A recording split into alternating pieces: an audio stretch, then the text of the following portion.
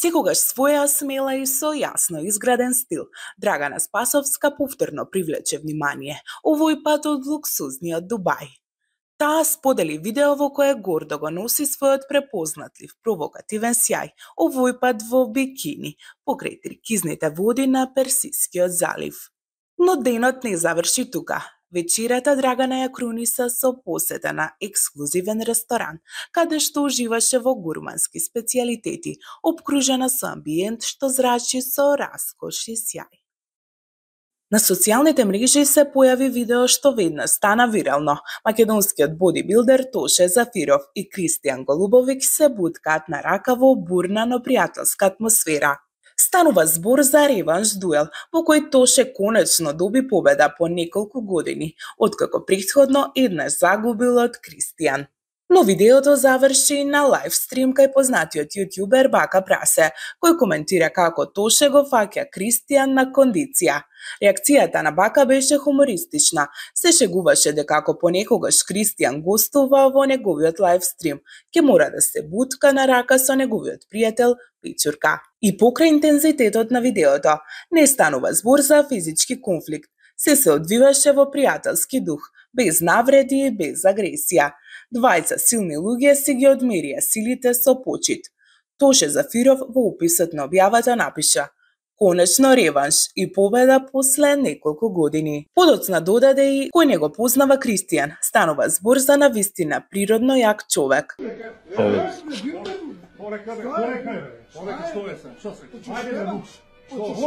Може да се реши. Ќе решиме смирено ово.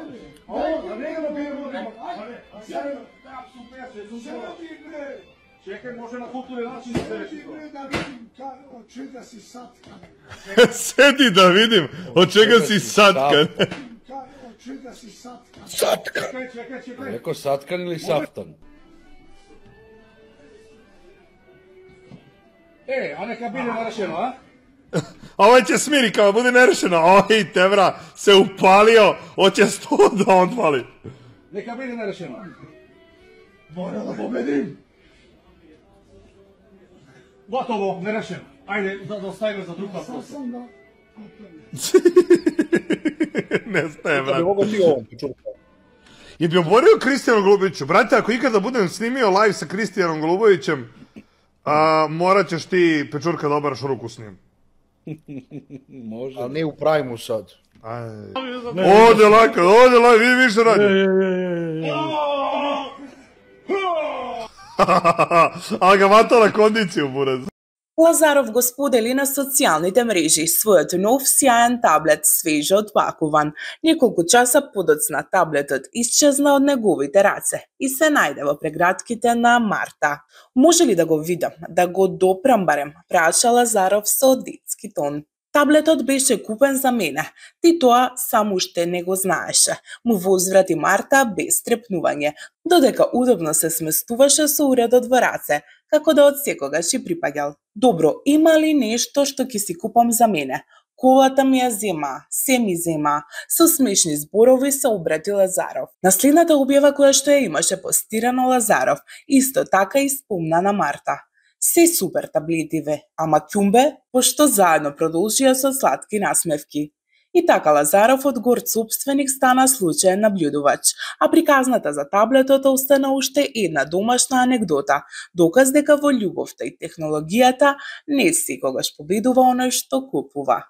Македонскиот бизнисмен Моно Алекс, кој важи за еден од највлијателните и најбогатите луѓе во регионот, сподели видео кое предизвика лавина од реакции на социјалните мрежи. Имено, на видеото се гледа како Моно Алекс се наоѓа во друштво на најпознатиот балкански јутјубер од Србија, Бака Прасе. Двајцата се снимија заедно во Грција, каде што во моментот престојува Бака Прасе, а каде што живее Моно Алекс. На видеото двајцата позираат до ултраексклузивен автомобил, додека го цитираат препознатливиот поздрав на Моно Алекс, фраза која веќе стана своевиден бренд на македонскиот бизнисмен. Моно Алекс е познат по својот раскошен начин на живот, собственик е на низа ексклузивни локали, хотели и апартмани во Македонија и Грција, а неговата колекција на скапоцени автомобили е вистинска атракција.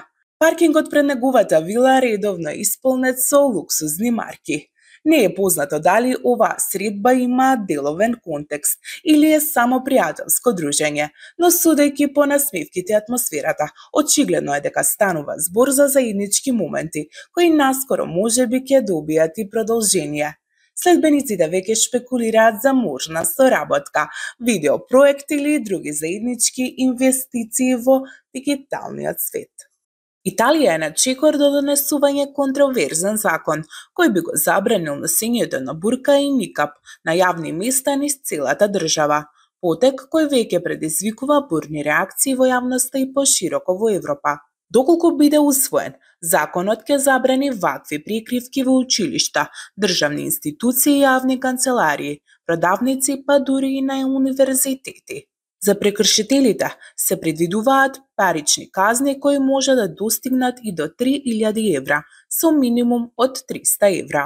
Во меѓувреме, региони како Ломбардија веќе имаат воведено своји ограничувања за прекривање на лицето, но ова е прв пат да се предлага закон на национално ниво. Иако предлог законот се уште не е изгласан, неговото најавување е покрена бројни дебати, не само за италијанското општество, туку и во рамки на Европската унија. Критичарите предупредуваат дека ваквите мерки може да бидат во спротивност со човековите права и верските слободи. И не е исклучено прашањето да заврши пред Европскиот суд за човекови права. Нашиот најперспективен моторциклист, Петар Мијалков, официјално е нов шампион во БМУ Европскиот шампионат, по одличниот настап на легендарната Формула 1 патека во Истанбул парк во Турција, каде што освои 2 подиума. Мијалков викендов ја потврди својата доминација и го освои првото место на последните трки во Серс, Грција. Овој викенд се решаваше во Серс и среќен сум што успеав да го освојам првото место и да ја донесам титулата дома, порача новиот европски шампион, носејќи уште еден историски успех за македонскиот мотоспорт.